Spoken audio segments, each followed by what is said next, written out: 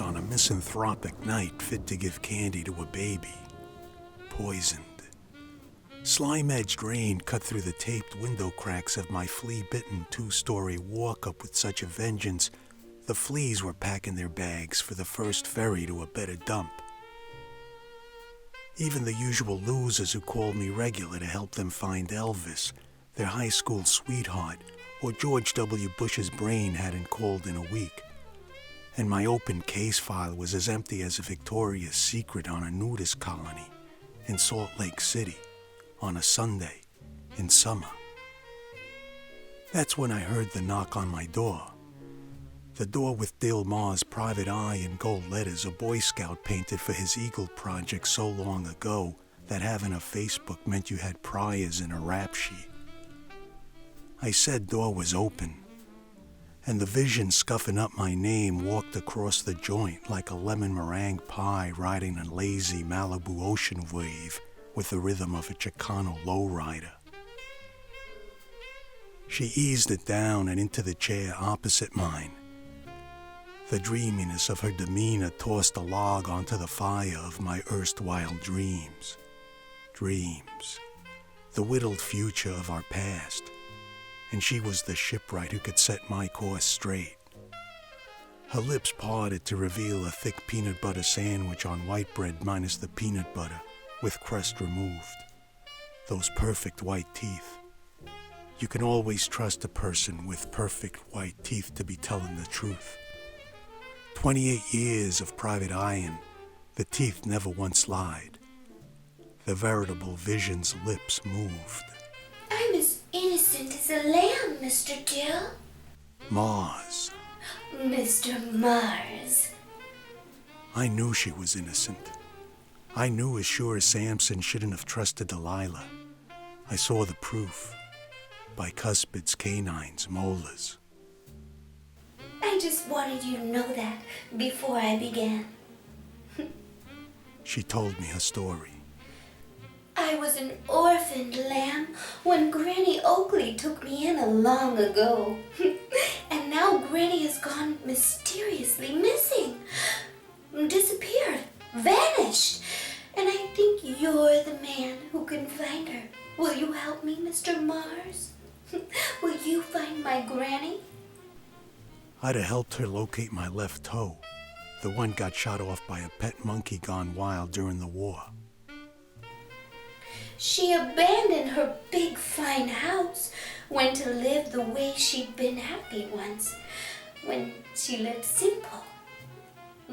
And had been courted by her beau, Val, but then she suddenly disappeared, and all she left was a picture, soggy with tears, of Val.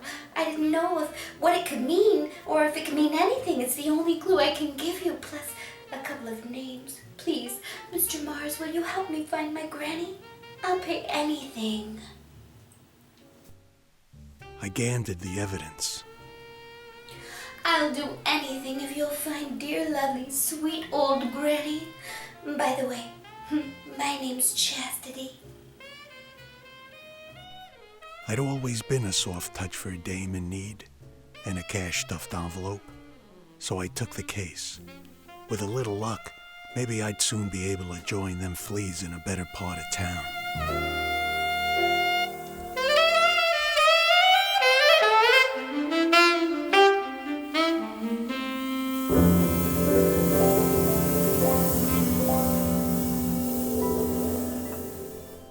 After flat-footing up a winding quarter-mile private walkway to question the first lead the honeysuckle rose gave me, I entered a swank mansion atop the hill, and Farrington, the snooty butler, showed me to where Madam, the honey's Chi-Chi sister by adoption, waited. The cucumber didn't object to me recording the Q&A. Cool as a cucumber she was, could give Eskimos frostbite. I asked about her adoptive mother, and I didn't believe a word she said. Granny? My dear old Granny? Why, I haven't seen her in ages. Not since she moved to oh, you know, the place where people live in their dwellings on top of wheels. Trailer parks. Precisely. I really don't think there's anything else I can add, Mr. Marz. Farrington will show you out. Please take some cookies. Cool as a cucumber, all right. But she couldn't have chilled my suspicion if she'd have been a 4-week-old puppy in a bassinet with a pink ribbon, all doe-eyed, whimpering. My next stop, way out in the canyon, I drove. Rental car from Honest Omar's Repo Rentals. I took a dirt road to where my client, Miss Chastity, noted that her adoptive mom had last lived. It was a trailer park, all right. One that had seen better days, like World War I. Bombing would have been an act of mercy for this place, I thought. Anyway, for a fin, the groundskeeper said the people to refer my cognitive intuition to were Granny's neighbors 5 tailgates down. And that I did. Granny, the old lady? Sure, she came over all the time.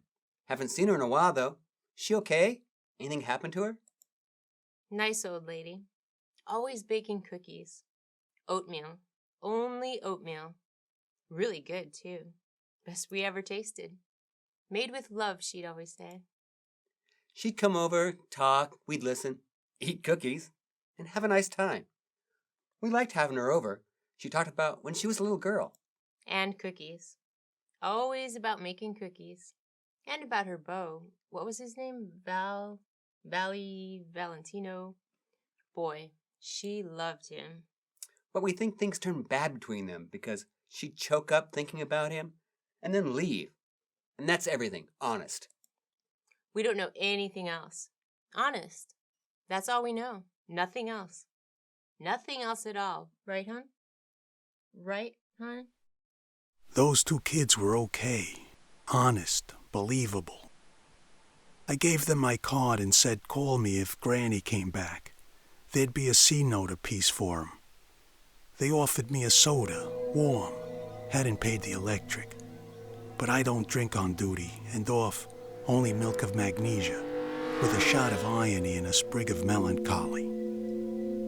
Yet something about their story licked my brain like a peculiar recurring dream of mine.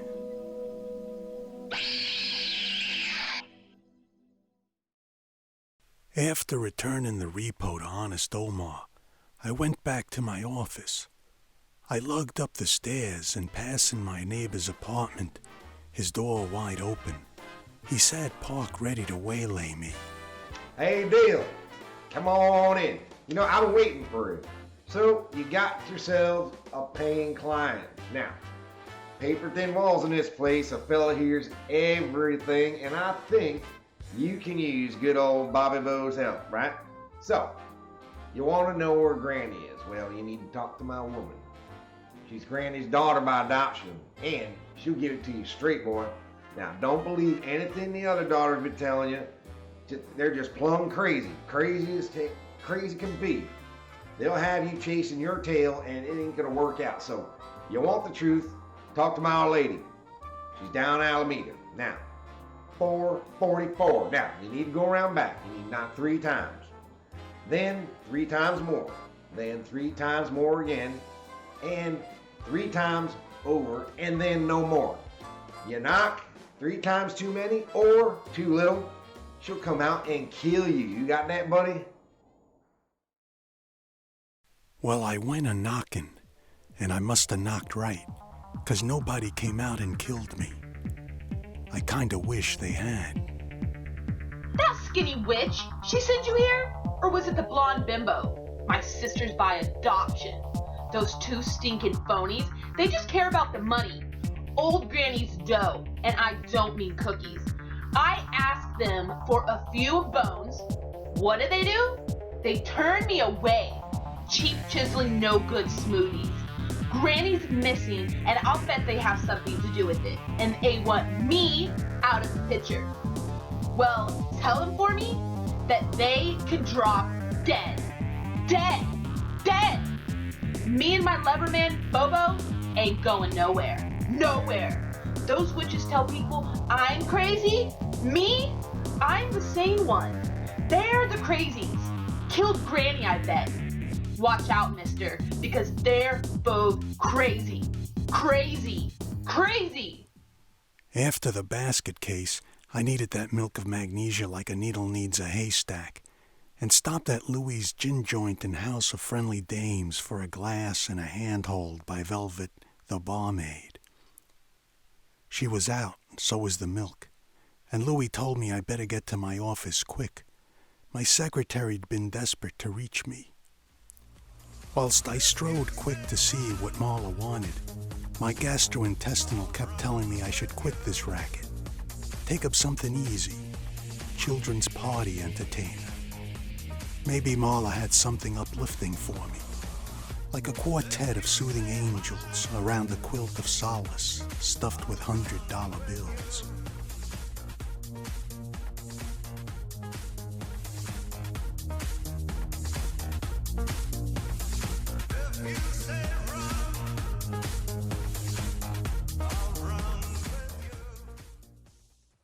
Hello, Dill. Nice of you to finally check in. I hope you're having a lovely day. I'm not. Have you heard from that good-for-nothing dog detective of yours, Sniffer the Maltese? Of course not. He's in China. Sniffer's in China? On a mission to destroy the dog-eating industry there. Who appointed him hero of the dog world? That big palooka? You know we're romantically involved. Does he call? Right? Send a chew toy bouquet for our 2-month anniversary? Marla, was this the urgent message? Nature Boy is trying to reach you. Trader Bob, my forensics expert. Whatever. He's on the line. And if you hear from that bum sniffer, tell him not to call me unless it's to apologize.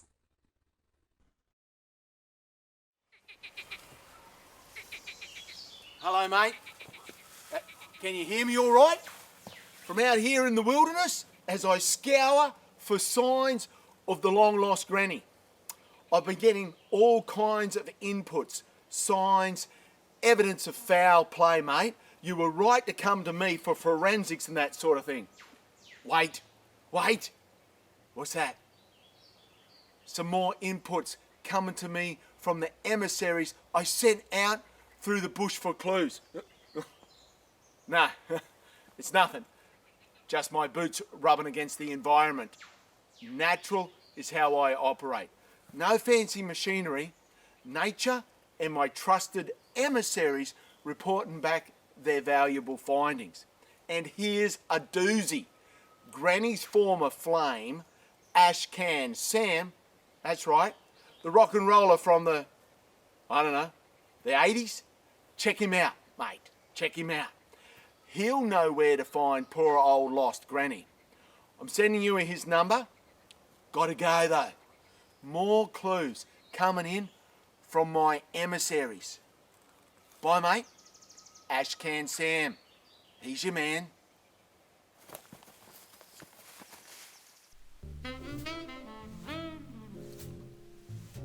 My trail cold as a Labrador's beak. I had no choice but to look up the ancient Raka, so I waited for the number. Hadn't heard of that Raka in years. He had some kind of hit once. Big. Whatever became of him probably was like most of the crazy illusions in this crazy town of battered hearts and broken dreams. 2-day-old perfume on a lipstick-covered collar with a blood-stained knife tear across the breast.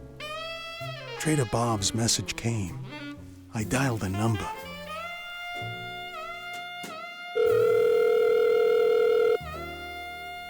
Sigmund Freud Mental Institute. And I had to wonder about my forensics expert and his emissaries.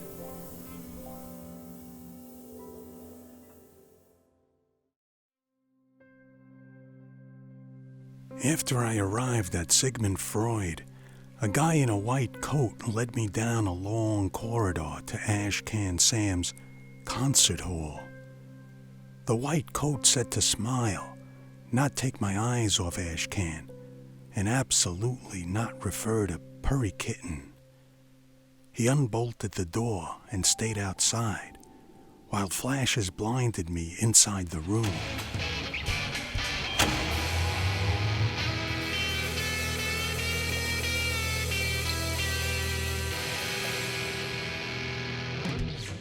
Come on in, man. Don't be shy in the presence of a huge rock and roll star. What's that, man? What? Granny? Granny Oakley? Whoa, yeah, man. I knew the old lady. She was old even back then, but she liked the good stuff. Grooved out my music. Liked to come backstage and get down with the band and me. She liked the sweet stuff, too. You know what I'm talking about. And I don't just mean cookies. Yeah, I was and still am totally lip-smacking good. She ever find that dude, the one who dumped her? Reason she started making those delicious cookies, you know? Boys and me put on some weight. They were so good. Hey, I hope she's doing okay. You tell her Ashcan says, keep on rocking. Oh, yeah, keep on rocking. Oh, yeah, rock on. Woo! I lit out of that place faster than a Jimi Hendrix lick on a Hollywood agent's fingers reaching for a client's check.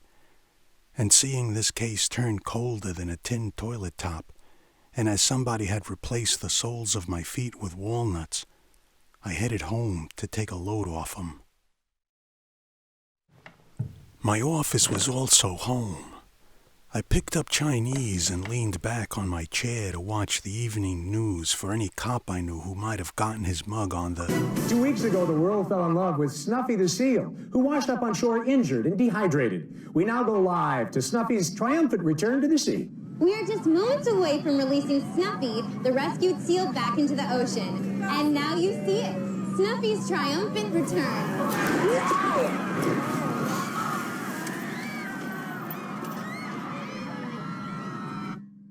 Please be seated. Welcome, Ed Harris, VP Public Relations, Granny Oakley Mountain Cabin Cookie Company. Granny Oakley is not dead.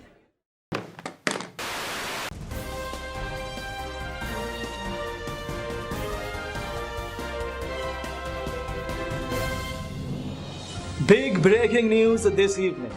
At a press conference minutes ago, the Vice President of Public Relations for the Granny Oakley Cookie Company reported that the founder and sole shareholder of the eponymous firm was not dead, as had been feared by her family.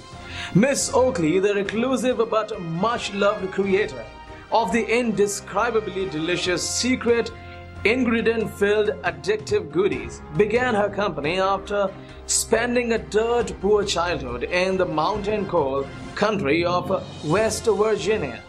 Starting in the kitchen of her family's mountain cabin, she forged the largest bakery goods company in the world. Had Miss Oakley been found dead, she would have been survived only by her 3 adopted daughters. Miss Oakley never married, after being abandoned the afternoon of her planned wedding to the handsome, mysterious, and subsequently vanished Valentino Valpolicella.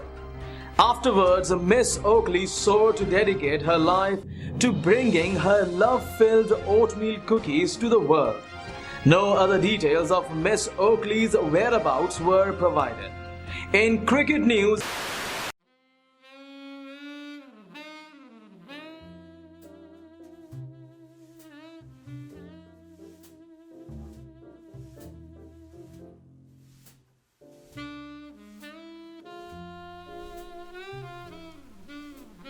It all made sense now. Termites had gotten into my chair legs, and Granny Oakley was gonna pay for a new one. I'd never heard of her cookie company. My low cholesterol, low fiber, low sugar, no wheat diet with restrictions on products made using machinery that also handled soy, gluten, barley, or cinnamon sticks kept me out of the baked goods aisles. But if the old lady wasn't dead, where was she?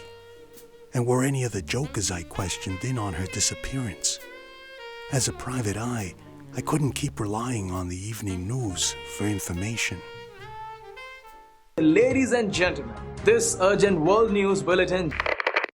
Greetings, and to whom it may concern, may this message serve as warning to desist all worthless efforts to locate the apprehended, but safe, Granny Oakley. Cease and desist your pathetic search and interference in the business of the valorous entity of innocence, or grave harm will come to you. May this message serve as your warning that if gone unheeded, will also serve as your death warrant. Do not seek. Do not question. Do not pursue. You have been warned. Have a nice day.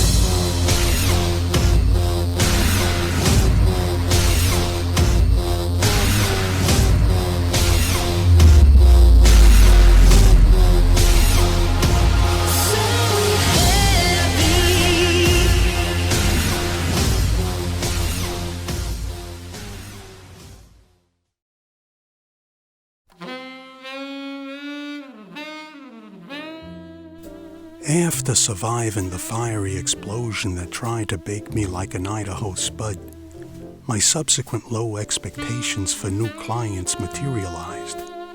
Not a single one called. My crummy office went so dead I thought humanity had broke out in a rash of love, fellowship, and trust. Bad human conditions for the private eye business. But this being L.A., that would have been a cruel joke. And the struggle for human survival oozed on all around. At the hospital during my painful recovery, I thought of Miss Chastity. The dreamy vision of her soothing loveliness washed over me like that Malibu ocean wave in a dream, warm and endless. The busted knob of my office door turned. Miss Chastity? It wasn't my client, Miss Chastity. Was a couple, hesitant, walked softly. First people to sit in my spiffy new client couch. Nice kids. I'd seen them before. Just in case, I flicked on my camera. Hi, Mr. Marz. Remember us? From the trailer park. We're working for Chastity now. Miss Chastity? Oakley, I mean? Yes. She okay? Why shouldn't she be? She's only totally rich. Rich, beautiful, charming, and totally nice. Yeah, she doesn't make us do much around her estate. I just skim the swimming pool, polish the rolls, and bury the dogs. She has a lot of dogs. And they seem to die a lot. He cleans the swimming pool. I mostly watch her do her toenails, which are so totally gorgeous. Just the memory of Miss Chastity stirred up a feeling harder to hold back than a real estate developer from an unbuilt L.A. hilltop. Are you dressed for a costume party? A little accident. Oh. A firebomb to scare me into dropping Miss Chastity's case to locate her adoptive mother, Granny Oakley. It, doesn't look so bad. Kind of distinguished. Yeah. In a dignified way. As if you're pondering. I like the sunglasses. The bomb that almost killed you and that sort of thing, did it scare you into dropping the case? I wanted to answer, I don't scare so easy, sweetie. But really, just the thought of disappointing Miss Chastity brought sweat to my palms, like when in 6th grade little Mary Schooner asked me to tighten the powder blue bow of her blouse. I'll find Granny Oakley for Miss Chastity, all right. Oh, cool. Because our boss said you could probably use some more money. Maybe you can see a beautician. Or buy health insurance. She give you any more names I could look up? Chastity asked if Chachka was any help. You know, the last person to see Granny before she disappeared. Chachka, Forgot to investigate her. Last person to see Granny alive, probably a good idea to look up. This case couldn't turn any worse. Oh, and Chastity received a letter written in blood from the valiant entity of innocence. You know, the ones who tried to blow you up. It said that if you continue looking for Granny, they'll blow your brains out. But that doesn't scare you, does it, Mr. Marz? Cool. Chastity always says that if you want the rainbow, you have to put up with the rain. Yeah, except that rain clouds followed me around like gas follows bean dip.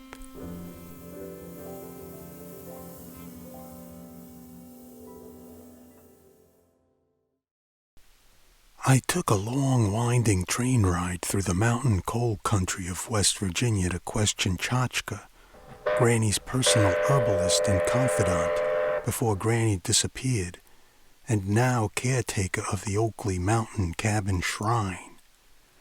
Train and foot was the only way to get to the restored birthplace and original kitchen where Granny had developed her fortune-creating cookies.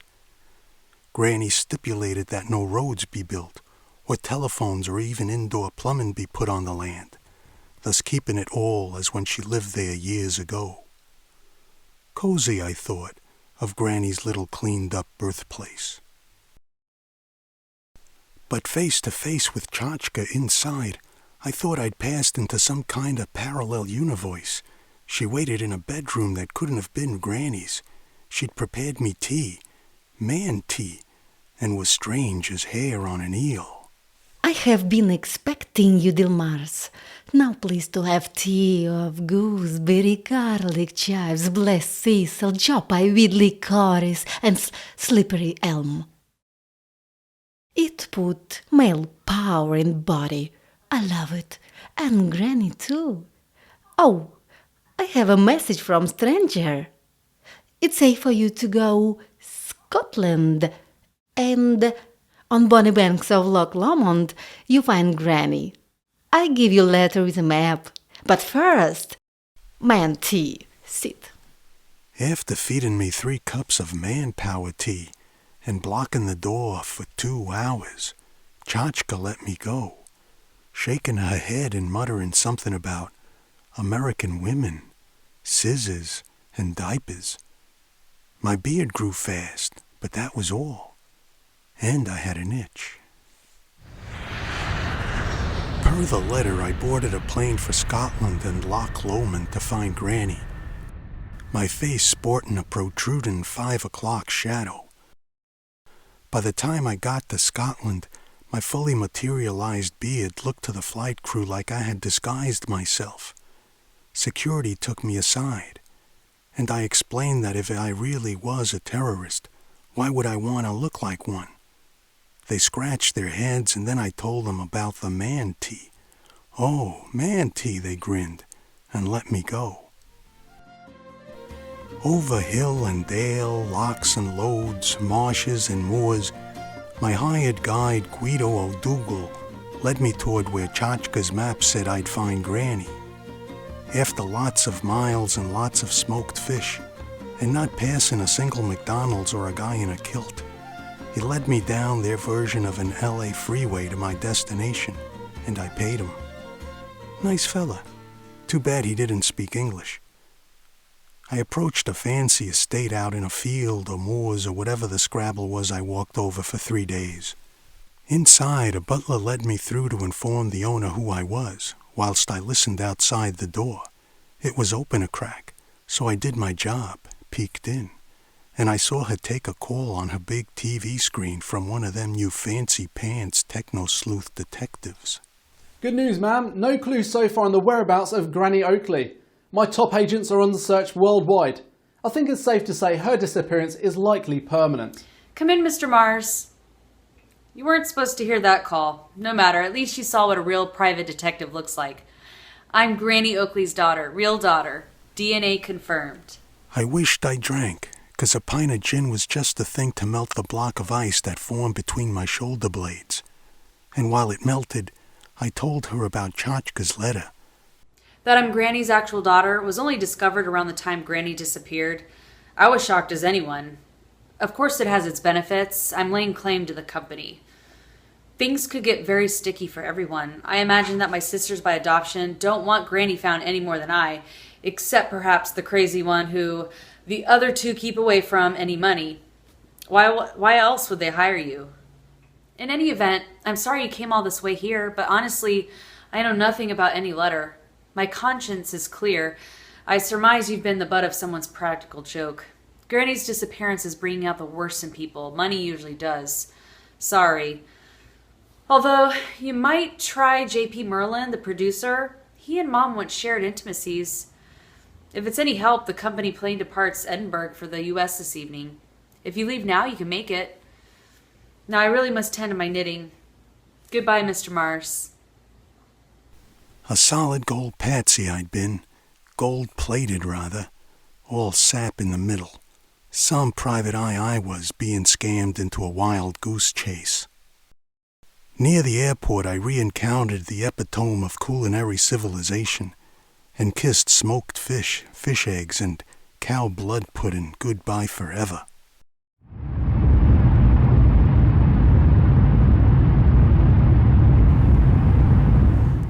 The mode of travel was also such a welcome civilized change. I took pictures. Yet I now had a fourth Oakley daughter to figure out. Said her conscience was clear. Yeah, just the sign of a bad memory. Anyway, I soon forgot I was sore. It was nice sleeping in a queen-size bed cruising at 40K. There were a few other passengers, but hey, it was a plenty big bus, and they stayed out of my private bathroom, wherein I kept wondering who had given me the runaround, and what might movie producer J.P. Merlin know. As I got off at JFK while the plane refueled and I waited in the VIP lounge, I caught the familiar face of the Granny Oakley Cookie Company VP of PR on TV giving a PC press conference. Thank you. Please be seated. In an effort to address public grief over the disappearance of our founder and CEO, Granny Oakley, and encourage information bearing on her whereabouts, her despairing daughters are offering a $100 reward for information leading to Miss Oakley's safe return.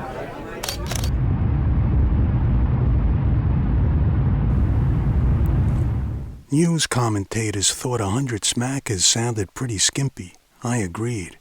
Public around the world was in a pandemonium over Granny's disappearance. Only 100 clams. My mind wandered, prepping for my soak. I got to thinking what Miss Chastity's messenger said. See a beautician. Got that part. Farmers wanted me as a scarecrow. But buy health insurance? I'm a private eye. We don't carry insurance. It'd be like stealing. We walked the center rail, grabbed it like a rattlesnake, spit in its eyes, and smiled. Health insurance. I dozed off in the tub, went into a dream. Recurring nightmare bad as an evening with a life insurance salesman.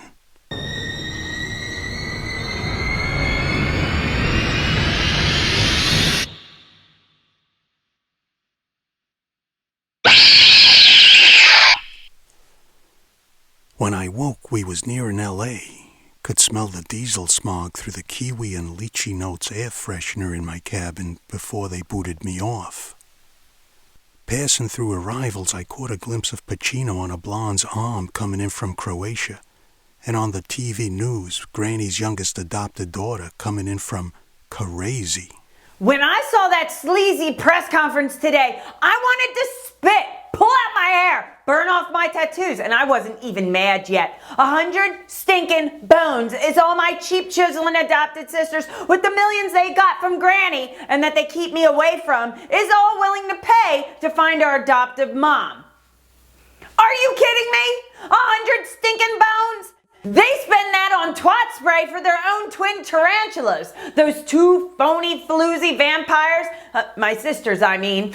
I just want the world to know that this weekend, my boyfriend Dwayne and me are having a telethon to raise 1 million clams to find Granny.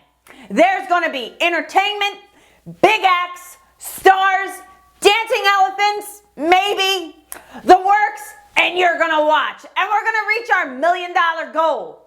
to rescue beloved dear old Granny, whose cookies have given so much love to the world. Be there! I'm coming over to your house! And I mean, don't forget to tune in and watch, you kind, beautiful, loving people. Thank you. Thank you all. That dame and her sisters were on track to drive me to an early grave, I thought, returning to the City of Angels. Fallen ones, if you asked me, to look up Hollywood producer J.P. Merlin. At the studios, I had to traverse a panoply of sets and star-crossed people to get to his office. Where had I seen that lady before? More sets and I was almost to Merlin's office. Hotshot movie producer J.P. Merlin, formerly handsome Hal Hathaway, ex-itinerant Bible salesman from West Virginia. Mr. Marz, the time that Granny Oakley and I blissfully shared is gone with the wind. Fleeting moments of youthful dalliance. I and Purry Kitty, the pet name I gave her, only shared a dancing flirtation. Rumba, salsa. Do you know the word salsa? Do you know what that means in the Hispanic tongue? Fantabulous dancer, Granny was. Burned like a metal, like a person on demonic fire. Impossible to tame, but then who would want to tame burning love? Fun while it lasted. Closest I've gotten to her since is bags of her ever-loving cookies. Yep. How we met, I think you already know. I made the original Love Me Tender cookie commercials for her company. As a matter of fact, I'm shooting Granny right now. Well, I mean a commercial for her new line, Devil May Care cookies. I'll wager you'd like to see how movie magic is made. Certainly you would. Everybody does. That guy had more detours than the San Diego freeway, and just as meandering, useless, and enigmatic.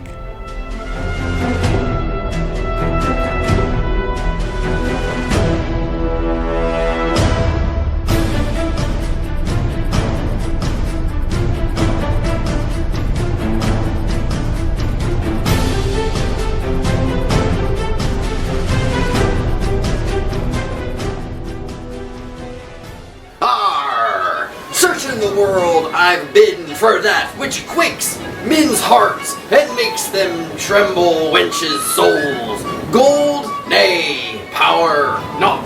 Fame, what for? Adventure me quest, and if it be yours, yet ye be stuck in your sitting room's couch. Devil May Care cookies be your answer. Bite into one and feel the salty, wind-swept air toss in your hair. The swell and ebb of the mighty oceans in your breast. Throw off them inhibitions weighing you down. Unfurl your foremast. Set sail for the devil and the deep blue sea. Devil May Care cookies. There's love in the mix. Arrgh!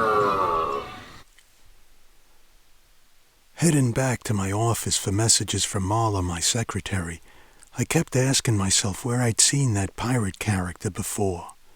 He ran off the set before Merlin could get a better take, or I could buttonhole him. Merlin said he was good, but that he came and went. He liked cats. Said he'd send me the guy's headshot in forwarding. I knew I'd seen him somewhere. Marla had been trying to reach me, but staring me in the face was an email from none other than Granny. Hello, Mr. Marz. I am being held for ransom by this gentleman. He has been very kind. So far. That's right, so far. However, you must concede to his demands. That's right. If not, there's no telling what he will do. I've seen him get angry at his cat, and I don't want to be his next victim. He's really a monster. So if you want to see me again, tell my daughters to send $2 million today. That's today. Please don't leave me in his cruel and possibly promiscuous clutches. Listen to her.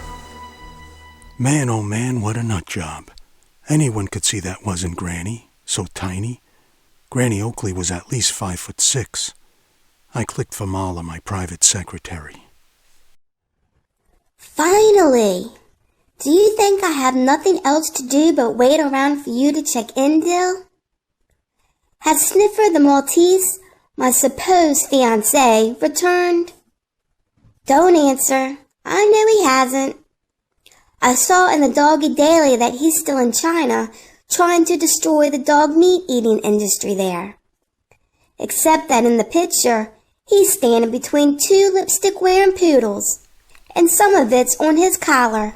Marla, I saw that picture. It was of a press conference celebrating Sniffer's freeing dogs from a dog meat packing plant. The two dames were grateful releasees. Whatever. Valentino Valpolicella is on the line. Val or Valley, Marla. He's Granny's long-lost heartthrob. Whatever. Could be my big break. Maybe knows where Granny is. Put him through. Okay, but tell Loverboy Sniffer I'm waiting. Hello. I understand that you are the private detective looking for Granny Oakley. Now, for a million smackers, I could tell you where terrified and lonely, very lonely, Granny Oakley is. I'm sure you could clearly see that I am qualified to have such information at my disposal. I don't ask for a lot, just a little Granny's fortune for me to dip my beak. So send it today, and I'll return the helpless old hag. Don't wait, or I'll have to, forget it. I'm a gentleman.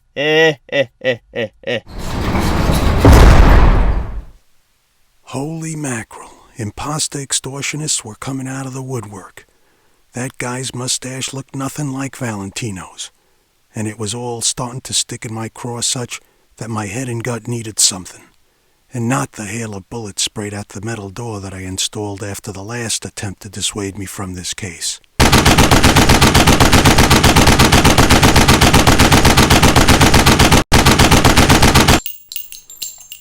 My amygdala brain nuclei kept shouting, "Don't be a chump and run into a hail of bullets, chump." But there was something about seeing that word encased in unoxidized steel that lifted me off the slimy, never-mopped floor and pushed me to prove I was more than a beat-up washout with only one suit to my name, and that the persistence of hope wasn't just a cruel joke, that guts, love, and beauty were as much hot-wired into all of us as California dreaming. My bandaged bobblehead bobbled me down the stairs, but I wasn't gonna drop the ball chasing that fleeing rat. He was fast. I knew the terrain. Lightning ninja moves or not, my unswerving determination wasn't gonna give up. His mountain lion leaps, cheetah speed, fearlessness at my dogged pursuit were nothing to me. He was mine. The 3-foot-wide pine that suddenly decided to sprout out of the ground had other ideas. When I came to, I didn't know how long I'd lain there in a puddle of tree sap, sticky acorns lodged in my bandage, wallet gone, socks too, and then passed out again. Next thing I know, there's a zombie approaching me. My legs want to scram, but they're like stuck in cement. Won't move, can't feel them either. Am I dreaming? Knocked on the head hallucinating? Or is it real? And hungry?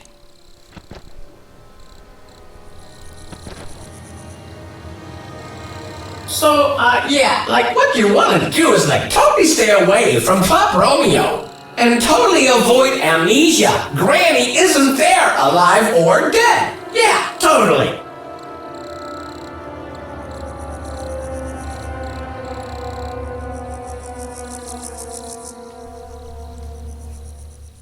Whether I walked through a delusion or not, I did what the thing said not to. I wasn't no fancy techno-sleuth and maybe washed up, but Dill Marz' private eye didn't scare easy, not even for the undead. Club Romeo was an East LA nightclub known for its young patrons' shenanigans.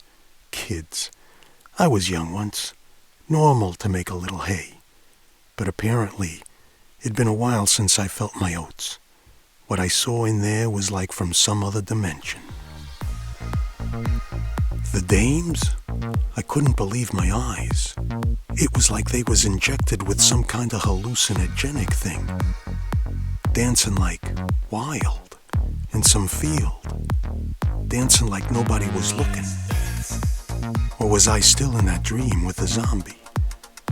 I just hoped there was no young boys peeping in from between cracks in the walls. Scar 'em for life. Never want to marry. Lose respect for their mommies.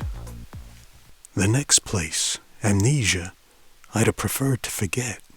But I had to follow the lead, though being eaten by a zombie might have been less painful.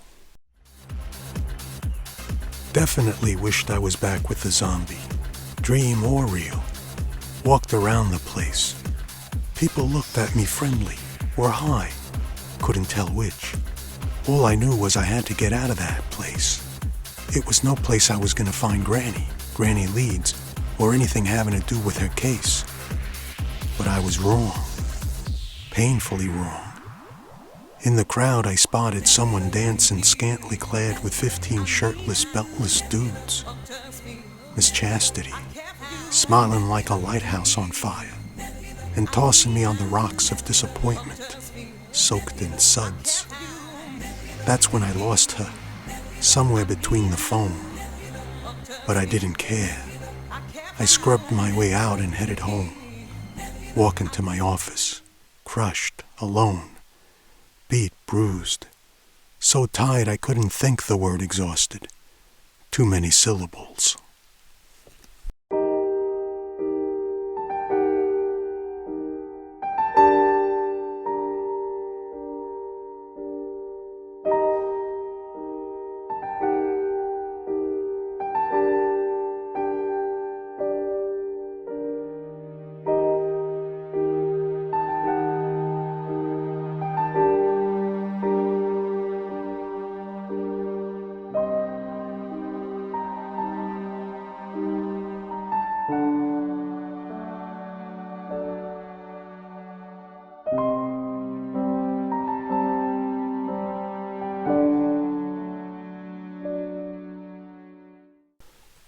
Next morning, after walking the town past midnight, I eased out of bed remembering it was the day of the telethon.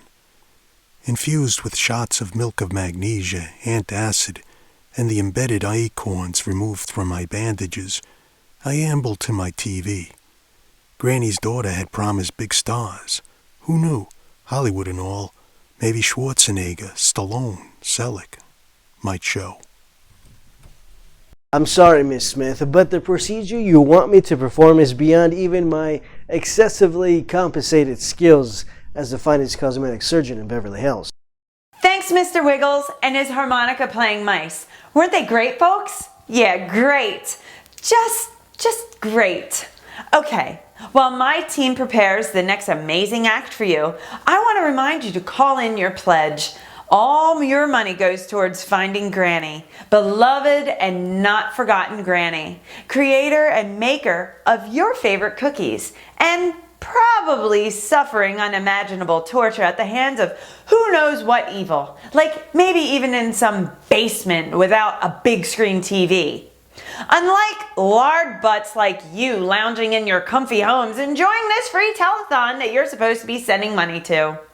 So don't be a cheap, greedy bastard and cough up some dough. Dwayne? Dwayne? Dwayne, what are you doing? Tickling my beard, babe. I thought the television audience would like it. Who's up next? Oh, people are gonna like this. Big international act. Bigger than Lady Gaga, bigger than Madonna and Beyonce combined in her country. She's making a plea to free Granny so her ever-loving cookies taste the same again. This better be good, Dwayne. Oh, I'm sure it is, babe. It's all about the love.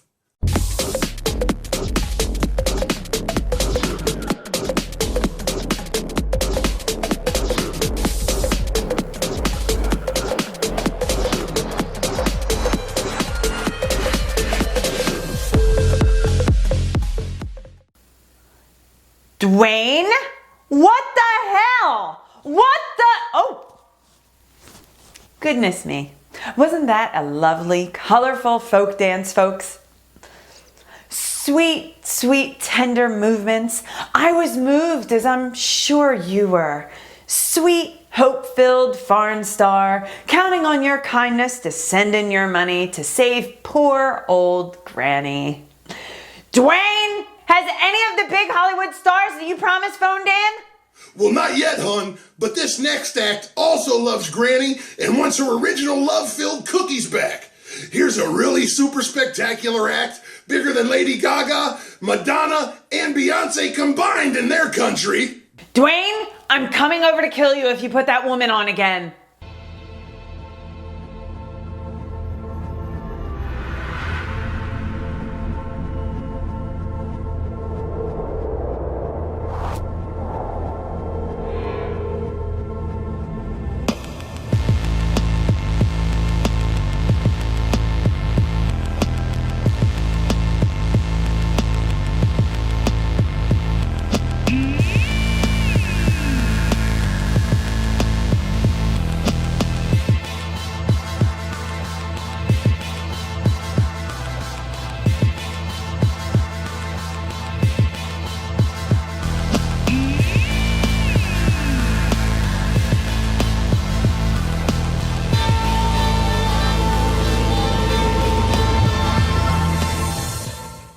What was that, Dwayne?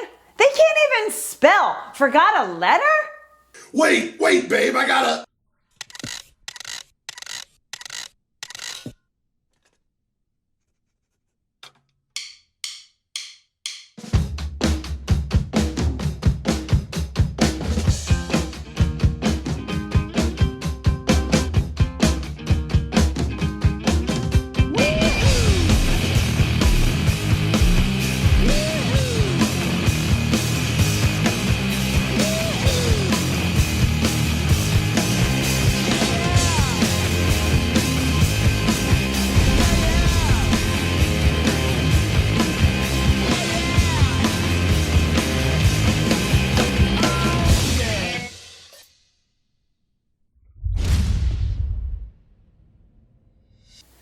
Drum playing rabbit. Who the hell cares? I'm coming there to kill you, Dwayne. Wait, hold your water, hon. I got Robert De Niro on the line. Robert De Niro? The famous actor Robert De Niro, or one of your knucklehead weightlifting clunks? The real deal, hon. Bobby De Niro, here. Hello, it's Bobby De Niro. I want to say how much I miss Granny's cookies, that I've not tasted the same since she evaporated. I want her cookies back how they were, and so I want all of you now to send money, so you stay healthy. You understand? You understand? Good. Peace and love, and your money. And remember, I got my eyes on you. I'm serious. I got my eyes on you. I got my eyes on you. Yeah. Well, people, you heard Mr. De Niro, our huge Hollywood star, so send in your money. Hey, hello? Hello? Hello, hey! Hello?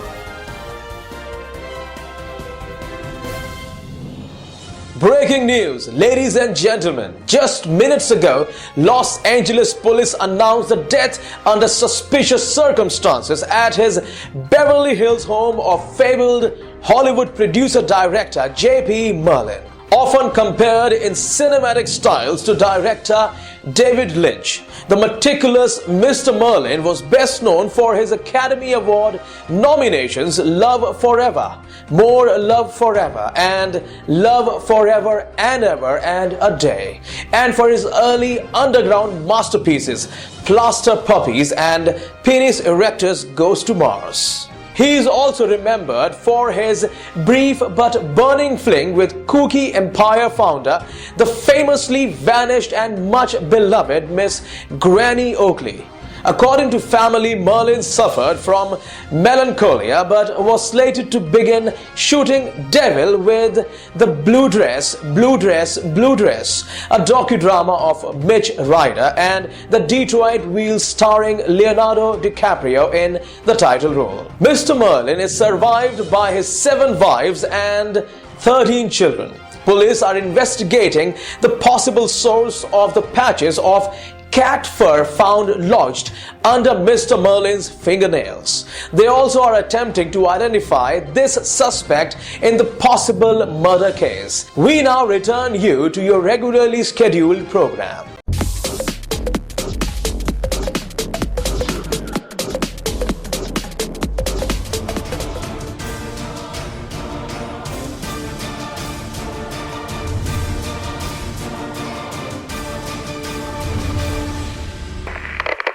Greetings once again to everyone. You were previously warned not to interfere in the business of the valiant entity of innocence, but you foolishly disobeyed, and your death warrant was again delivered. Be forewarned to cease your pathetic efforts to locate the apprehended but safe Granny Oakley, or grave harm will come to you. How is your head, Mr. Dill? Do not seek, do not question. Do not pursue. And that goes double for you, Dill Marz. Have a nice day. The last time I got that warning, I was soon blown up and fried like a pork rind at an Alabama pig fest. So not wanting a repeat, delightful as the dancing Indian lady was, I sped out of there faster than flash on a pan in the Mojave Desert.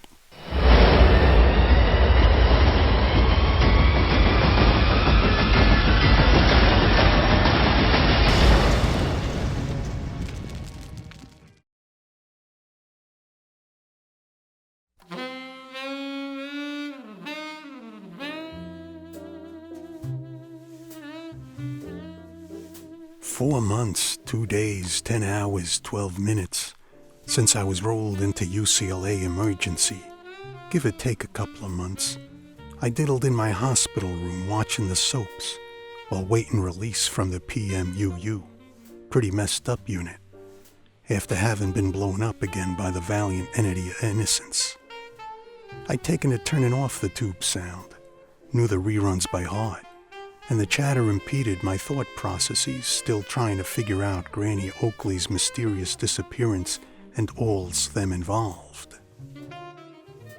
I looked out the window. L.A. 3.9 million souls, innocent of nothing and everything.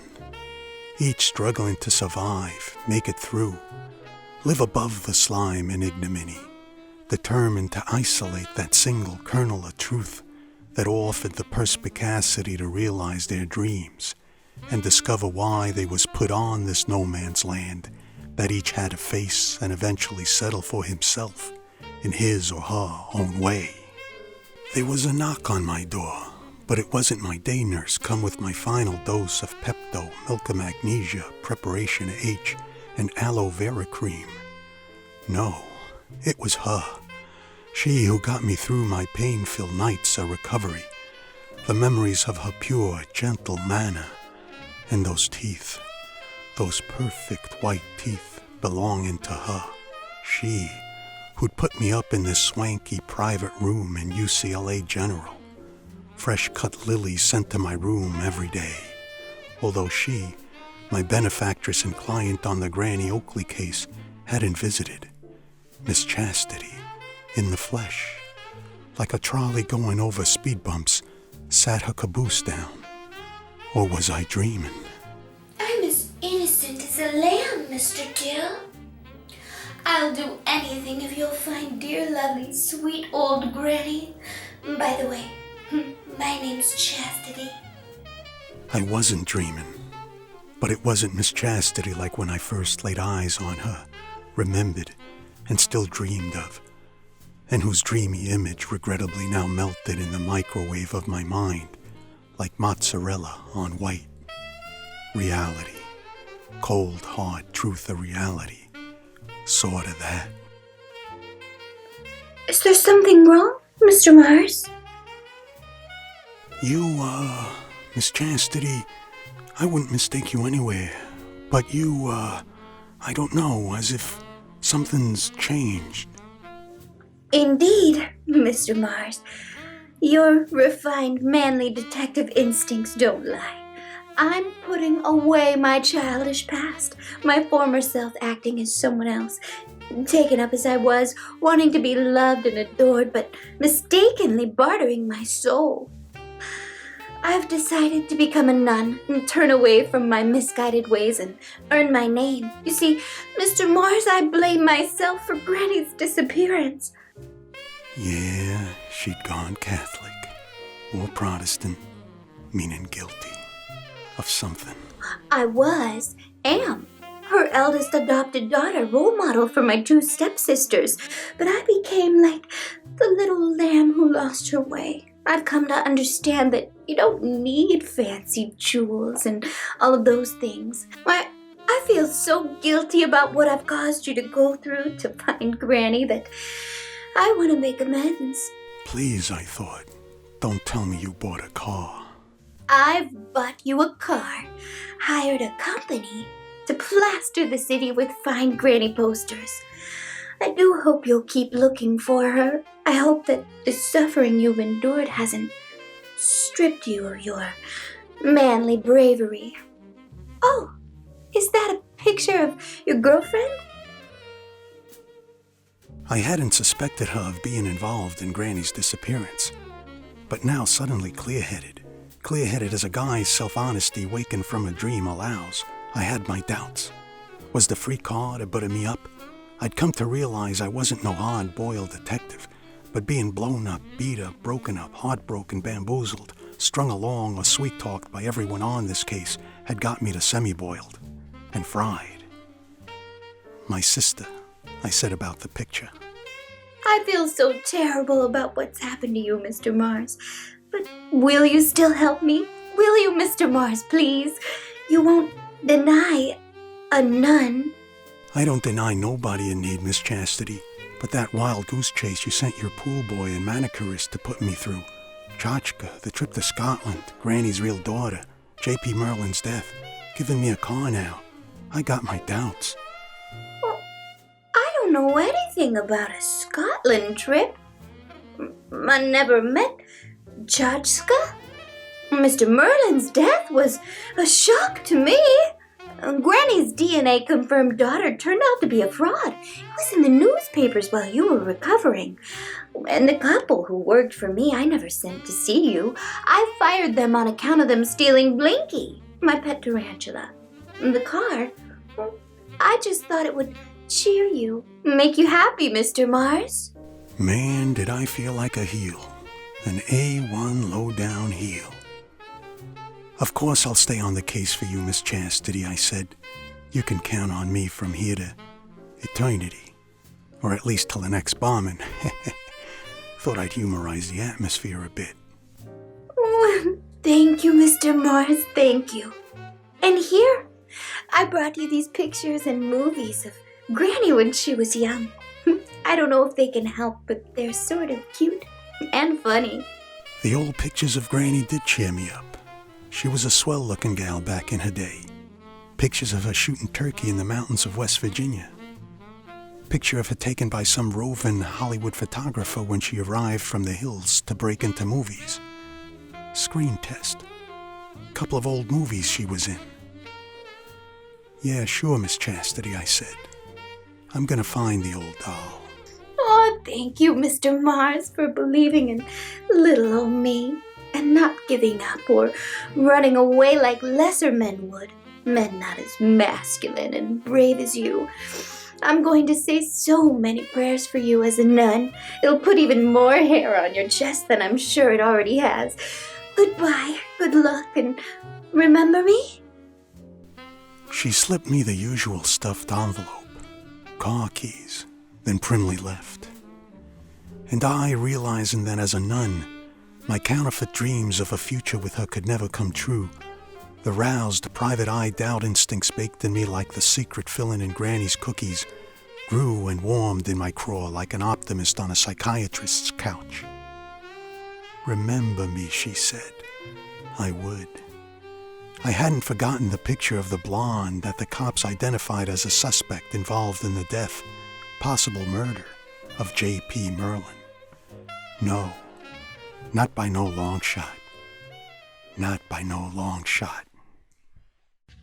Leaving UCLA Medical, I felt as buffed as my shiny new car to be back on the case Miss Chastity had hired me for to locate her adoptive mother, Granny Oakley, who, having survived a dirt-poor youth and heartbroken abandonment by her fiancé, Valentino Valpolicella, on her wedding day, went on to create the world's largest baked cookie company. I drove to the building Miss Chastity arranged for my new office, but kept going, the place making me woozy all over again. I settled on a place more to my liking, closer to the dumps I'd gotten to like all my hard-scrabble private detective life, what you get used to, no matter how tarnished, gets to feel cozy. After ordering cable, toilet paper, and Chinese, it was up to the canyon, back to where I was sure I'd find Miss Chastity's former employees, Granny's former neighbors at the trailer park where Granny last lived. It was my turn to bluff, and they was gonna settle the question of Miss Chastity pulling the lamb's wool over my eyes or not. The drive up was something else. Premium Napa leather trim seating a boon. Felt nice not to have to rent from Honest Omar. Really, I should have got over my suspicions of Miss Chastity, I thought. Briefly. Same old ash heap. Somebody'd surely been paying off the county commish from condemning the place, and it looked like Miss Chastity's former employees had been able to keep up with the rent. But man, had their former affable tone changed. What do you want, Marz? Yeah, Marz. You sent me chasing my tail to Scotland and We tchotchke. don't know anything about you going to Scotland, Marz. All we did was hand you an envelope full of money and suggest you visit Tchotchke, last person to see Granny alive. Yeah, since when is giving money away against the law? It ain't, except when it's accessory to a crime. You claim Miss Chastity gave you the cash to give me. She didn't. Somebody else paid you to do it. Same person who bribed you to steal Blinky. Same person you'll be implicated with in the murder of J.P. Merlin and disappearance of Granny Oakley. I may not be a cop with the LAPD no more, but I got a goose track to the chief's office, and if you don't come clean right now, you'll be hauled out of here by nightfall, face mashed potatoes and peas rest of your lives in Folsom Prison, and kiss that snazzy fedora goodbye. And you said he couldn't find a cop at the policeman's ball? Or the donuts. Okay, Marz, what do you want? Who hired yous to come see me? All we know is got a call to earn a lot of money if we went to your office with that envelope of cash. Say it was from Chastity, our boss, and suggest you visit Tchotchke, Granny's former nurse in West Virginia. And that we take Blinky to a certain address in L.A. Which turned out to be a bug extermination and dead dog removal business. Property of Pimp Master Blow. That's all we did. Never met Tchotchke, don't know about Scotland, know nothing about J.P. Merlin's death. We never saw Granny Oakley after she mysteriously disappeared from the trailer park. And sure, we thought we might get something out of Chastity for being her adoptive mom's concerned neighbors. And so she offered us a couple of cushy jobs on her estate. You want Blinky? He's out back in the Kentucky Fried Chicken box. Take him. Yeah, gives us the creeps how he stares. Lunatic-like, and the way he sheds hair and fur all over the place. Take him. Yeah, please. It sure was a relief to know Miss Chastity had nothing to do with tricking me into going to West Virginia and Scotland, and that her stolen tarantula story was true. I aimed my vehicle toward Pimp Master Blows in the boonies. Don't know what those two found so objectionable about Blinky. Kinda sweet, though he sure shed a lot of hair and fur on the leather. Hair, fur, hair and fur, fur and hair. I changed direction like a spook roach and made for the LAPD crime lab. At the lab, through my old pal Pumpkin Pat Killarney, named such 'cause of his orange hair, I got entry into forensics, and there they ran Blinky's tuft through the analyzer.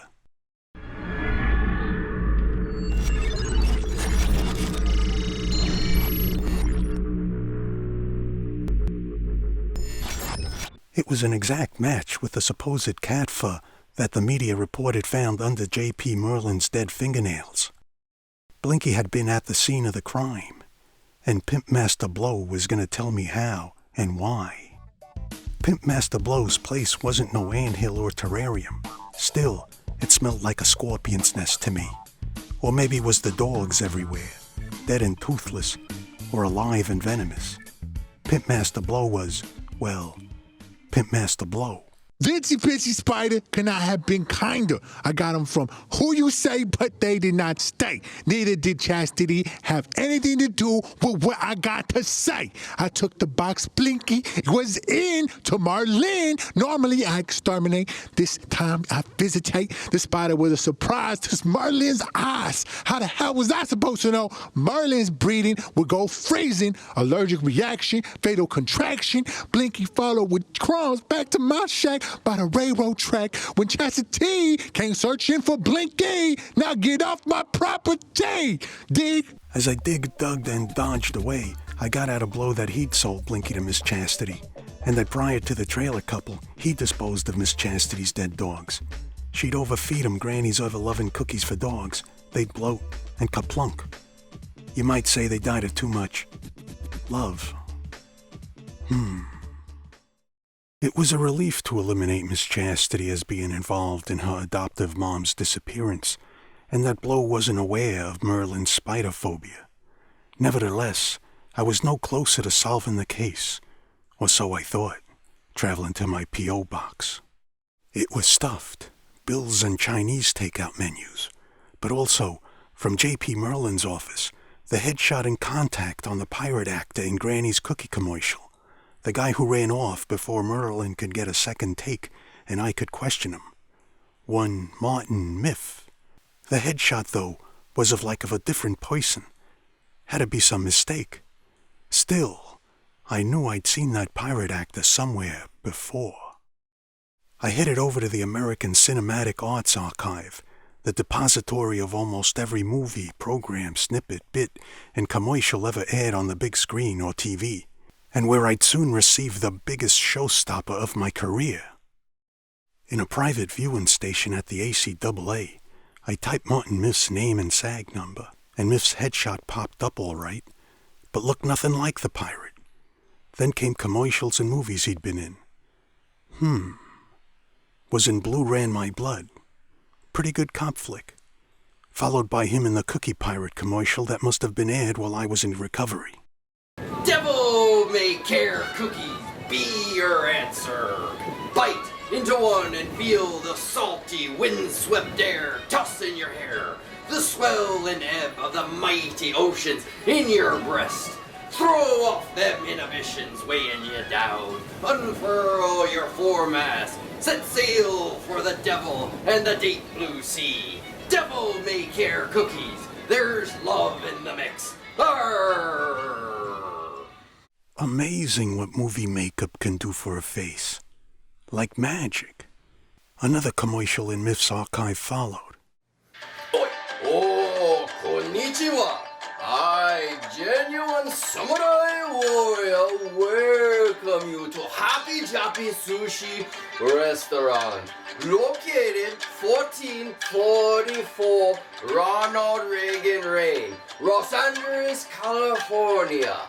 Come visit, take shoe off, sit for in total comfort, enjoy dairy special, or you can eat sushi buffet. $3.99, dumpling soup, 99 cents, octopus tempura, $1, sake wine, complimentary with meal, no takeout, and yummy Granny Oakley fortune cookie included with every meal. Come and dine like a real samurai warrior.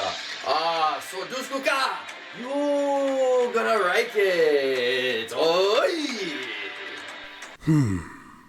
At them prices, commercial must have been from way back. And then, brought back to the present, I was blown away, as kids today say. Greetings, and to whom it may concern, may this message serve as warning to desist all worthless efforts to locate the apprehended but safe Granny Oakley. Cease and desist your pathetic search and interference in the business of the valorous entity of innocence, or grave harm will come to you. May this message serve as your warning that if gone unheeded, will also serve as your death warrant. Do not seek. Do not question. Do not pursue. You have been warned. Have a nice day. The valiant entity of innocence. Not really, just part of Miff's acting range archive, I figured. But it spooked me, and yet, it was a mere firecracker to what came next. Ashcan Sam, the rocker, in Miff's archive. Ashcan Sam, the guy who Miff's pirate character had reminded me of but that I couldn't remember. Ashcan, Granny Oakley's 1980s boyfriend, who I'd gone to see at Sigmund Freud's mental institute, wasn't the real Ashcan Sam, but this Miff guy? And the valiant entity of innocence? Then came a recent public service announcement, with lots of actors including Cruise, Julia Roberts, De Niro, Anne Hathaway, and Miff, all pleading for Granny Oakley's safe return. Hello, my name is Martin Miff. It is not a name you necessarily recognize, but you have seen me in many television commercials and in supporting roles, as well as Vinny in the new biopic, Devil with the Blue Dress, Blue Dress, Blue Dress, starring Leonardo DiCaprio. Please, whoever you are, who has abducted and is holding our beloved Granny Oakley, I beg you to do the decent thing and to return Granny to the bosom of her family and give us back her much-missed cookies. Our lives have been devoid of all succulence and goodness since she disappeared. Thank you. At long last, I knew I'd gotten my lucky break, and Mr. Martin Miff, the nail in his coffin. I made copies of Miff's commercials and departed in haste for my office. There was only one surefire way I knew to confirm if the guy that Merlin's office said was the pirate was really this Miff guy, or if they sent me the wrong headshot. I zapped the videos over to Sniffer the Maltese, my dog detective who was in China, still trying to destroy the dog meat eating industry there. And whilst I waited to hear back from STM, I played the tapes Miss Chastity left me of Granny and some old flicks to see if they held any clues to help the case. The first was marked, Granny in Heart's a Jitter.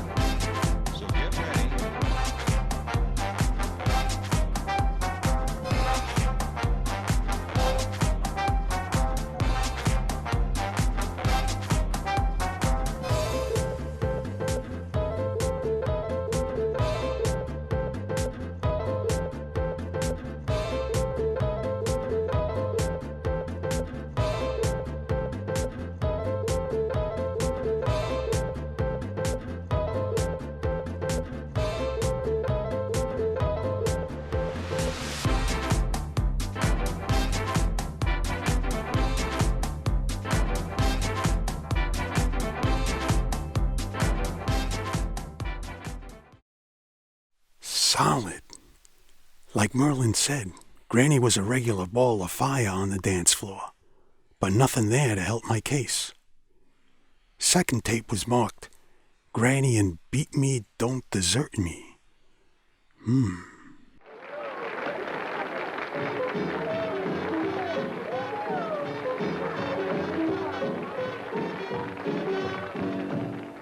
My old man was a bread stasher all his life.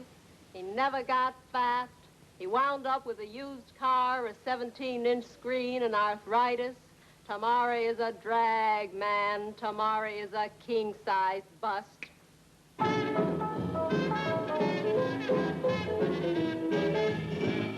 They cry, put down pot, don't think a lot. For what? Time, how much, and what to do with it. Sleep, man, and you might wake up digging the whole human race, giving itself 3 days to get out. Tomorrow is a drag, Pops. The future is a flake. I had a canary who couldn't sing. I had a cat that let me share my pad with her. I bought a dog that killed the cat that ate the canary. What is truth? I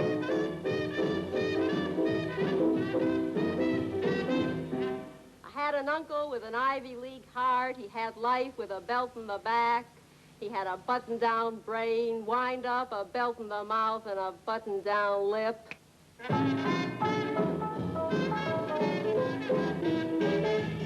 We coughed blood on this earth. Now there's a race for space. We can cough blood on the moon soon.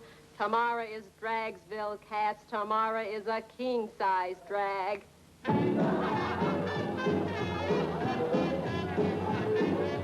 Tula fast shorts, swing with a gassy chick, turn on to 1,000 joys, smile on what happened or check what's going to happen. You'll miss what's happening. Turn your eyes inside and dig the vacuum. Tomorrow, drag. Gassy chick, that Granny. Good actress, too. Almost like she really felt all that pain. But I didn't see no clues. Sniff of the Maltese arrived on my laptop. Sniff, really great to see you. But what's with the picture? Censors, man. Chinese censors not letting me send video out of the country. Afraid could be vids that my people and me been taking to the dog meat eating industry here. Anyway, on your question if the guys in the videos you sent me are all the same guy. Affirmative, man. Same guy.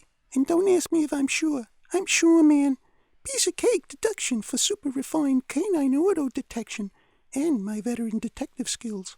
So conclusion, they're all the same dude. Not a bad actor either. Was in Blue Ran My Blood. Anything else, man? I'm pretty busy.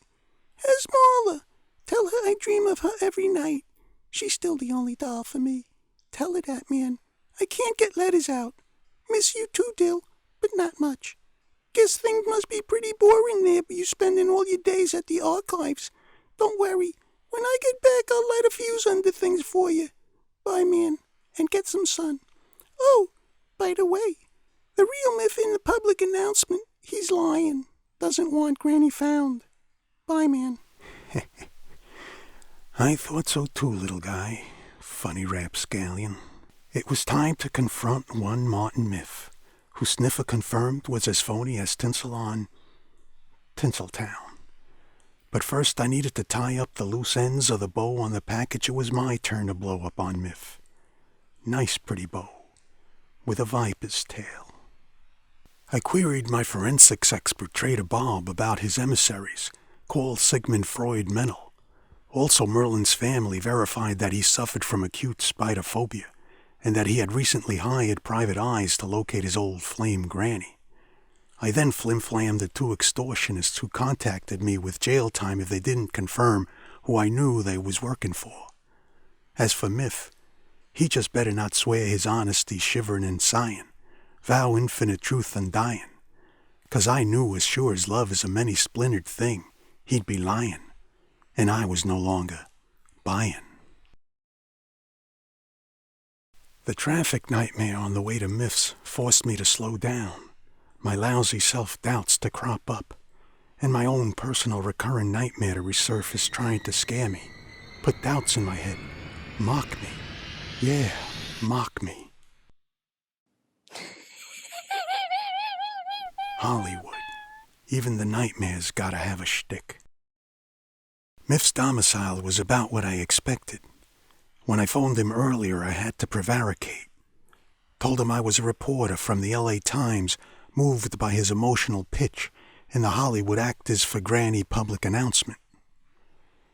A voice said, door was open. I went in. He was waiting.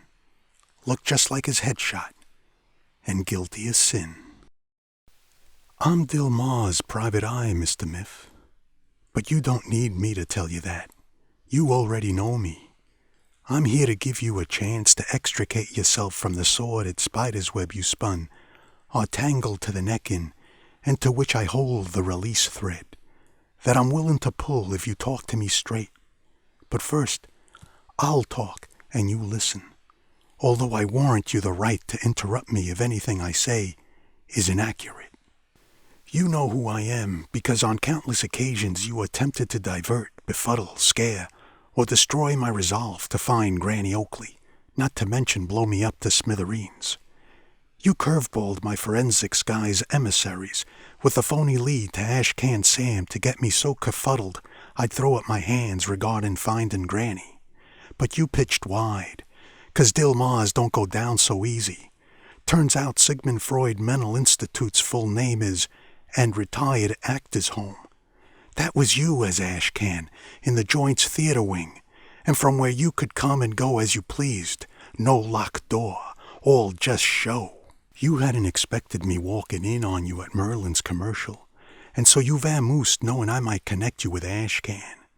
But my organization's impeccable sleuthing ID'd you anyway as the culprit behind the letter from Chachka that sent me on that Scottish wild goose chase, and also as you being the manipulative villain who bribed those desperate actor friends of yours to act as extortionists. All of it in the hope that your edifice of nuttiness, coming at me like wind-blown bottle caps, would turn me so dizzy I'd knuckle over punch-drunk and I'd give up on the case. You found out that Merlin's desire for Granny had rekindled, and that he hired private detectives to locate her. You felt threatened. Those two trailer park jokers trying to parlay their acquaintance with Granny into payola for Miss Chastity's grief. You bribed them to take Blinky to Pimp Master Blow, who then took Blinky to Merlin's. You known about Merlin's spider-phobia and potential fatal reaction.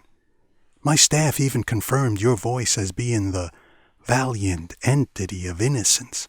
Maybe subconsciously you even wanted to get caught by alluding to Val and Eno, Granny's fled fiancé. After all, so many great performances with no applause. You haven't interrupted me.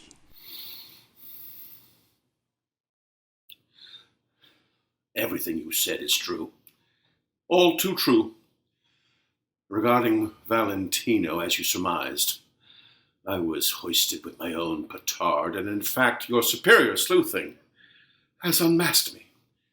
I do trust that you will abide your offer to pull the curtain string that you hold and allow me a respectable stage exit, if I talk to you straight.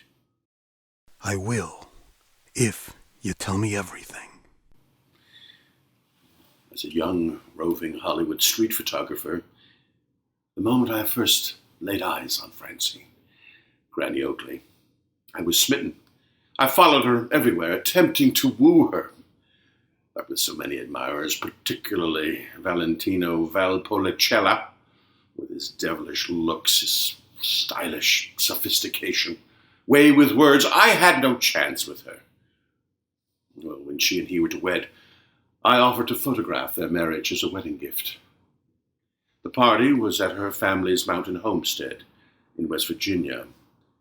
Just before the ceremony, Valley excused himself to visit the outhouse, I think to comb his dashing mustache, and, well, he slipped and he fell into a hog waller. I had followed him and was the only person to witness the accident. I waited for him to come out, but he didn't. He just sank and disappeared into the mud.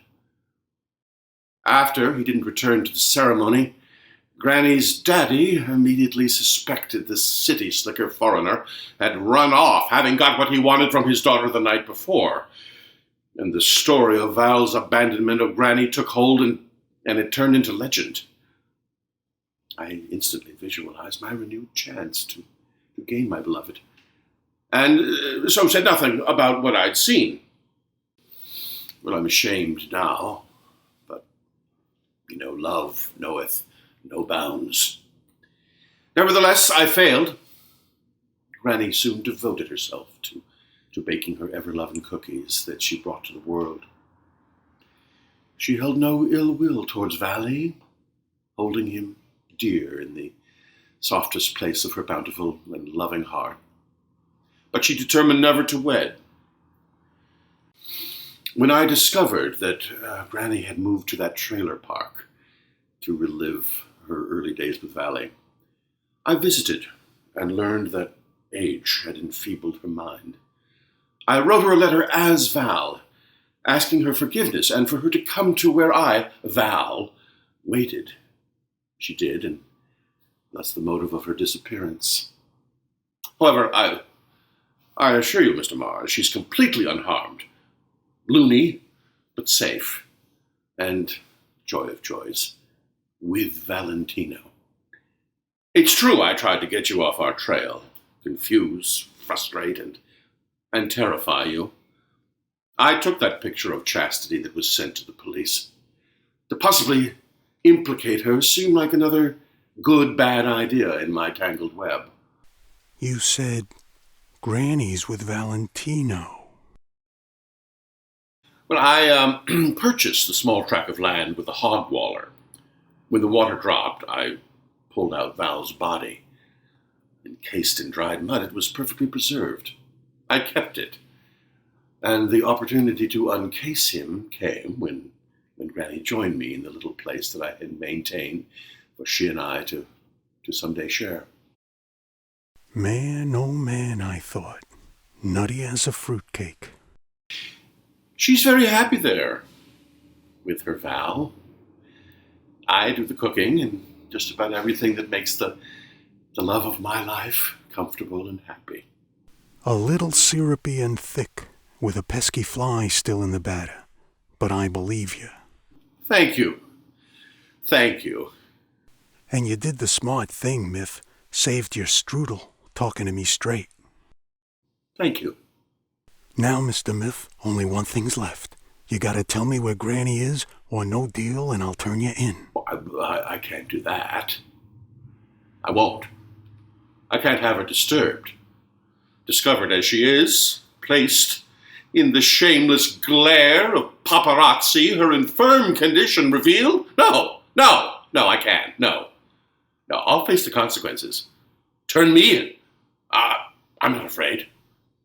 I have the life that gave mine purpose to protect. I won't let you expose her, hurt her. No, I won't tell you.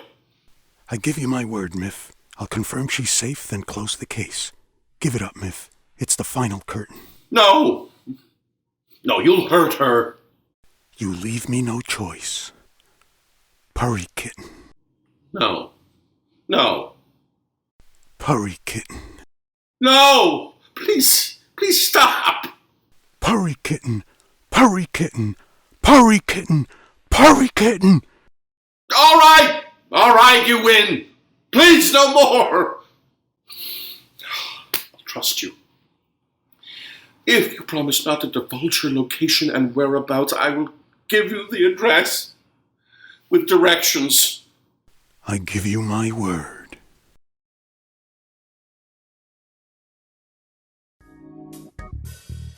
I followed Miff's directions, scribbled on the back of his headshot. Circuitous. I felt broken up for him. The heart sure is a lonely hunter that hunts on a lonely hill. He'd gone as loony as he alleged Granny was. He'd gotten wind of Merlin's interest in hitching up again with Granny, Merlin hiring the private detectives.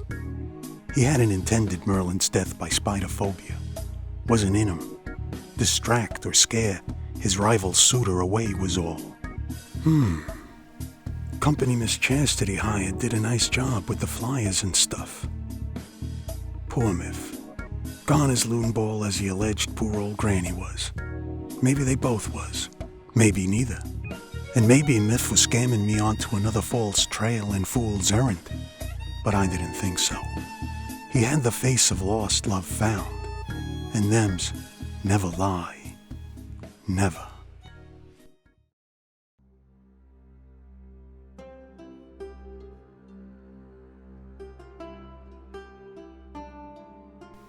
At the locale, I wandered through the cattail, skunk cabbage, turtle ass, wispin the willows, and heard not a sound but the occasional sidewinder, owl, and in the distance, a materializing hum like a lake spirit, ghost, or lady lost in the dreams of men. A sweet old humming, like somebody's grandma might croon whilst ironing the shirts and petticoats. Unlocked door was all that kept me from going inside the weather-worn cabin. I thought a moment, then entered, an emanating heavenly aroma, enticing, enrapturing, distinctly making me feel like good. I lowered the stove door, and yup, pans of little cookie dollops there, a tender bowl of them on the worn counter. I tasted one, beguiling, indescribably good like everybody said. Made me warm all over, as if a soft blanket draped my shoulders and the troubles afflicting my mind melted away. Strange. Beside the bowl was a handwritten note. Welcome to my home, whoever you are. And if you're looking for me, dear old Granny Oakley, fret no more. I'm fine as Mountain Dew, happy as a lark, safe as a babe in her mother's arms. I've found my life's happiness again here in this little place, free of cares, having brought all I could to the world through my love-filled cookies. But you don't need my bacon to feel all good and warm. Life's love and happiness is all before you, if your heart's open and unafraid, and you let courage take you by the hand. It's that simple, dear. Let love in and let it flow into everything you do and think, and it'll glow back to you in all you touch, it becoming your own endless secret ingredient in your own ever-loving mix. Now, dear, take some cookies and let Granny be. I have my Val to take care of, you see. He needs me so, is sorry for what he done, and as you know, love forgives all. So goodbye, dear, and know that Granny loves you. That was some heavy-duty piece of advice, reflection, warm-heartedness, and me already sweating plenty under Granny's cookie blanket of all-embracing warmth. That's when I saw the strange image by the fireplace stretched out reclined. And I didn't have to ask who it was, resting there, all prim and proper, unmuddied, stiff in his heavenly settee and final resting place.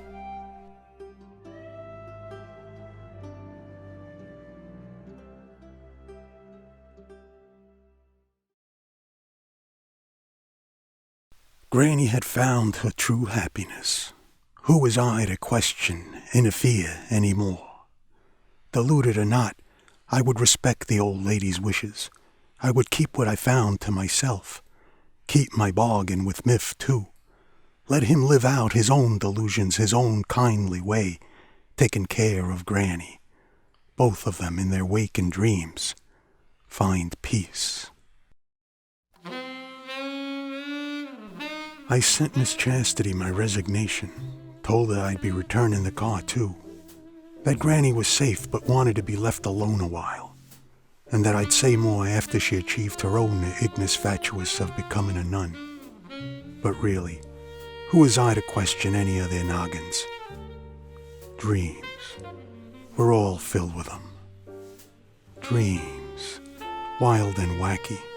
Who can figure? I sure couldn't. Didn't much care either. Not me. No, not me. I'm sure Miss Chastity didn't believe you was my sister.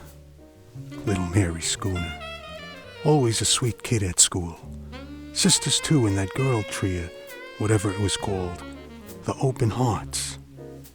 Didn't age none too bad. Caught a glimpse of the Hearts performing at the L.A. County Fair. Me on a case involving a boa constrictor and a midget. Yeah, thems were happy dreams two yous had. Make it big in this town. This cold hot oit. One that guys like me choose to be duty-bound to make safe and livable for the rest of humanity. No ever-loving cookies for the weary, for Dill Marz, who can't let rest the wicked. That's the life of the protector, the private eye, consigned to wallow on the seamy side of the same heart Granny makes tender, but that guys like me live to watch over and shelter. That realization was a befitting close, I guess, to the case of the missing Granny. And as I tore up the case file, it was nice to know there wasn't a fuse lit somewhere traveling to a waiting powder keg to blow me up again. Instead, the phone rang. Was J.P. Merlin Jr. with a proposition. A crazy, crazy, crazy dreamed up proposition.